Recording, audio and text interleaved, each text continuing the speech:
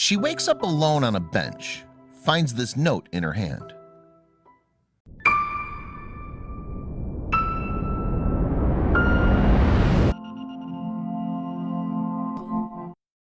But before we start, please make sure to subscribe and hit the bell so you never miss an upload from us. Also, leave a like right now.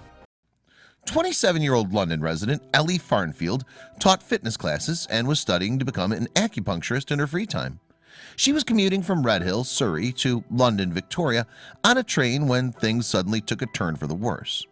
And the most frightening part was that Ellie didn't remember anything. Ellie was the epitome of health, and she had to be fighting fit at her job as a fitness instructor at Rebel, a social fitness club designed to incorporate team games into a fitness routine for people of all ages and fitness levels. She'd never displayed any signs of any health problems or disorders until that fateful day. On one seemingly ordinary evening in November, Ellie waited for her train along with hundreds of other commuters. She hoped it would be on time. She didn't want to miss her class. She loved her job, and she especially loved to see the people who attended her sessions undergo personal transformations as she guided them on their journey to fitness. But what Ellie didn't know was that she was to undergo a transformation of her own that very evening. Finally, the train arrived and she stepped off the platform, through the doors and into the human crush inside. She greeted the conductor with a smile and pushed past the throngs of people. At this hour, all the seats on the train were already taken. So she found a place by the window beside the other staff hangars and braced herself for the train's departure. The train started to slowly roll forward, and the tide of commuters swayed backwards, intensifying the crush of people in the back. Ellie took a sip from her water bottle and marveled at the convenience of it all. What would normally be an hour-long trip by car would take just 28 minutes by train. In just 28 minutes, Ellie would arrive at her destination. Or so she thought.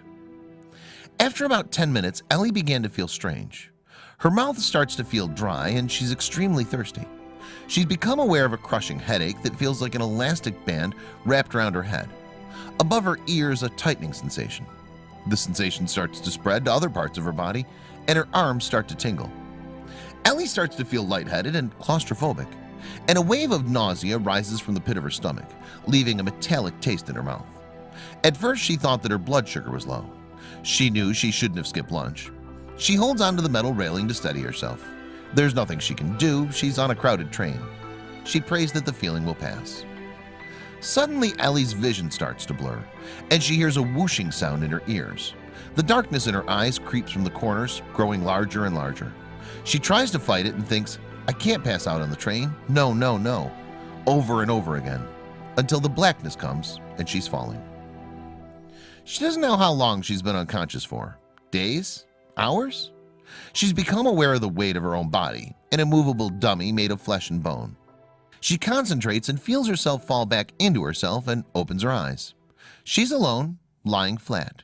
She lifts herself into an upright position and opens her right hand, and something falls out. Ellie immediately scrabbles for her phone and purse, hoping and praying that nothing's been stolen while she was unconscious.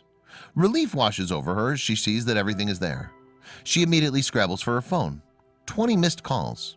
She looks at her call log and sees that 14 outgoing calls have been made, but she doesn't remember making them. Then Ellie looks down and is startled to see that 2 paper objects have fallen out of her hand. She leans over carefully and picks them up. One is a crumpled piece of paper, and on it a note scrawled hastily in blue ink. What happened to her? The last memory she has is feeling ill on the train, and then the awful falling sensation. A feeling of dread washes over her as she starts to read. "Eleanor, I hope by the time you read this you're feeling better." Ellie continues with her eyes wide in disbelief. "You had a seizure on the train and I took you off.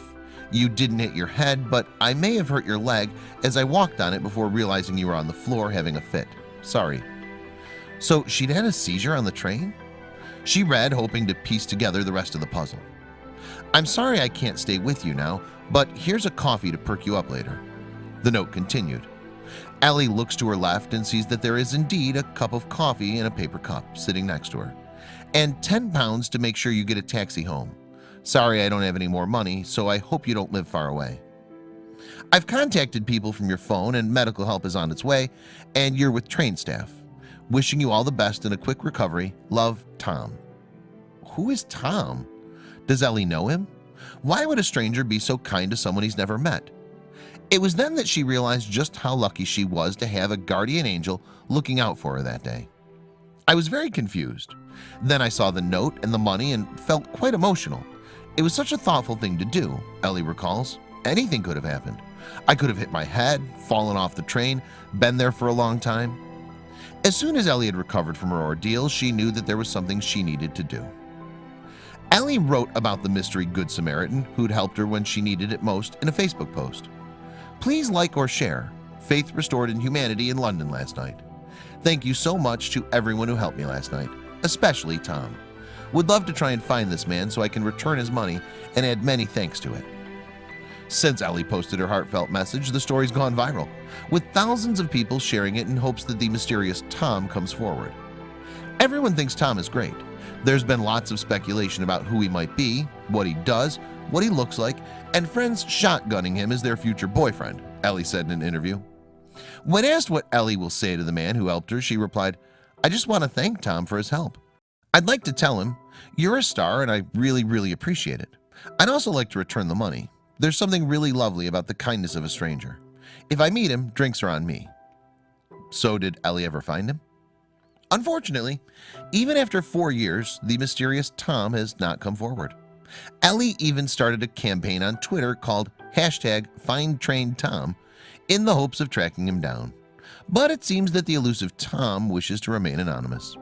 A spokesperson for Southern, the train operator of the train Ellie was on that fateful day, acknowledges Tom's act of kindness. This would have been a frightening experience, but thanks to our Good Samaritan, this young lady woke up in good hands with a taxi fare home. It just goes to show that there are Good Samaritans all around us.